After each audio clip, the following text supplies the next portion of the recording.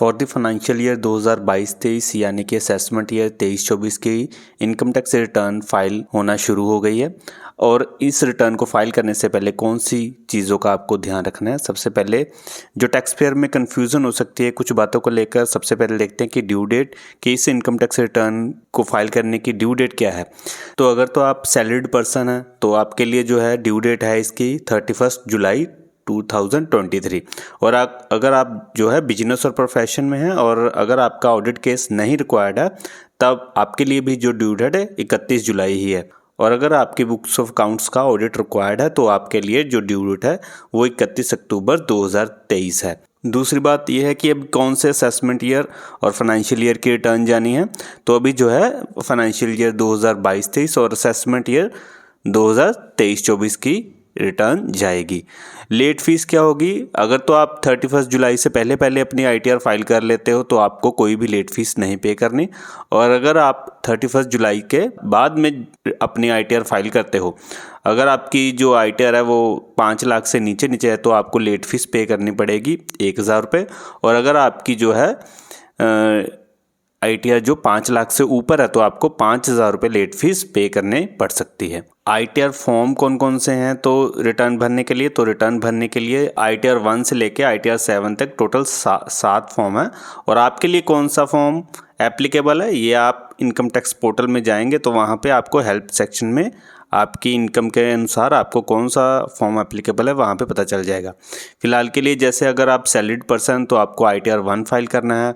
और अगर आप बिजनेस क्लास पर्सन हैं और अगर आप बुक्स ऑफ अकाउंट नहीं मेंटेन करते तो आपको आईटीआर 4 फाइल करना है। और अगर आपका बिजनेस और प्रोफेशन है और आप बुक्स ऑफ अकाउंट मेंटेन करते हो तो आपने आईटीआर 3 फाइल करना है। इसी तरह अगर आपकी पार्टनरशिप फर्म है तो आपने आईटीआर 5 फाइल करना है। और अगर आपकी इनकम हाउस ऑफ प्रॉपर्टी से यानी रेंटल इनकम है तो आपने आईटीआर 2 फाइल करना है। इसी तरह आगे देखते हैं कि आईटीआर भरते समय क्या हमें सभी डॉक्यूमेंट्स देने जरूरी होते हैं।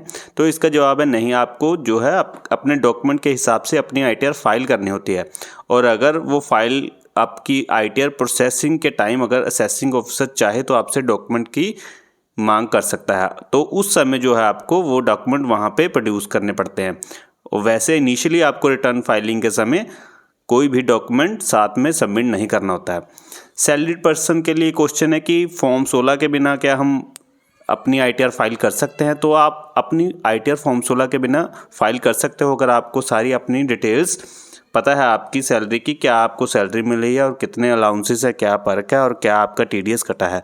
अगर ये सारी डिटेल आपके पास है तो आप फॉर्म 16 के बिना भी आप अपनी रिटर्न फाइल कर सकते हो। पर आपके लिए सुजेशन यही है कि आप फॉर्म 16 को देखकर ही अपनी रिटर्न भरें।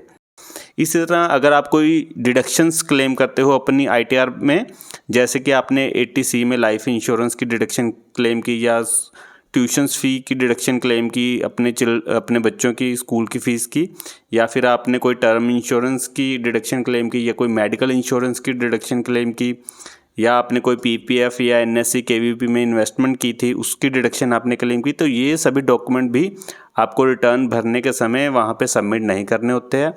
पर इन सभी डॉक्यूमेंट्स को आपने अपने पास सेव करके रखना है, क्योंकि पिछले लास्ट ईयर भी हमने देखा था कि प्रोसेसिंग के टाइम असेसिंग ऑफिसर रैंडमली कई लोगों से ये डॉक्यूमेंट्स मांग चुके थे। तो अगर आपको भी इस साल अगर असेसिंग ऑफिसर प्रोसेसिंग के टाइम आपसे भी जो डिडक्शंस के प्रूफ मांगते हैं तो आपको वहाँ पे प्रोड्यूस करने पड़ सकते हैं। नेक्स्ट क्वेश्चन है कि ड्यू डेट के बाद भी हम क्या अपनी रिटर्न भर सकते हैं? तो इसका आंसर है हाँ। जैसे कि फाइनेंशियल ईयर 2022 से यानी कि असेसमेंट ईयर 2023-24 की जो ड्यू डेट है वो 31 जुलाई 2023 है। और इस ड्यू डेट के बाद अगर आप अपनी रिटर्न भर सकते हो तो वो आप भर सकते हो बिलेटेड रिटर्न के थ्रू। तो ये बिलेटेड रिटर्न आप 31 दिसंबर 2023 तक भर सकते हो। आईटीआर भरने के क्या बेनिफिट्स हैं? आईटीआर भरने के तो 2 बेनिफिट्स हैं। एक तो आप जो है देश के विकास में भागीदार बनते हो, दूसरा जो है आपका फाइनेंशियल क्रेडिट तैयार हो जाता है। इन्हीं रिटर्न्स के बेसिस पे जो बैंक्स आपको है लोन प्रोवाइड्स करता है, इसलिए जो है रिटर्न भरना जरूरी है। अगर हमारा इस फाइनेंशियल ईयर में कोई लॉस हुआ है तो क्या हमें रिटर्न भरनी चाहिए? अगर आपका जो इस फाइनेंशियल ईयर में लॉस हो तो आपको अगर वो लॉस कैरी फॉरवर्ड करना है नेक्स्ट ईयर में तो आपको जरूर से वो रिटर्न भरनी चाहिए। और साथ के साथ ये भी ध्यान रखना चाहिए कि वो जो रिटर्न आपने भरनी है वो ड्यू डेट से पहले पहले यानी कि 31 जुलाई से पहले पहले आपने भरनी है, तभी जो आप वो लॉस कैरी फॉरवर्ड कर सकते हो। अगर आप वो लॉस कि ITR बिलेटेड रिटर्न में भरते हो तो वो आप वहाँ पे कैरी फॉरवर्ड नहीं कर सकते हो लॉस। तो ये कुछ पॉइंट थे जो आपने इस बार अपनी रिटर्न भरने से पहले ध्यान रखना है। आई होप कि आपको सभी पॉइंट्स में क्लैरिफिकेशन मिल गई है। अगर कोई भी आपको पॉइंट में दिक्कत है रिटर्न भरने के समय तो आप जरूर से कमेंट करके उसको पूछ सकते हैं। इस वीडियो में इतना ही, बने रहिए हमारे साथ। नेक्स्ट वीडियो के लिए धन्यवाद।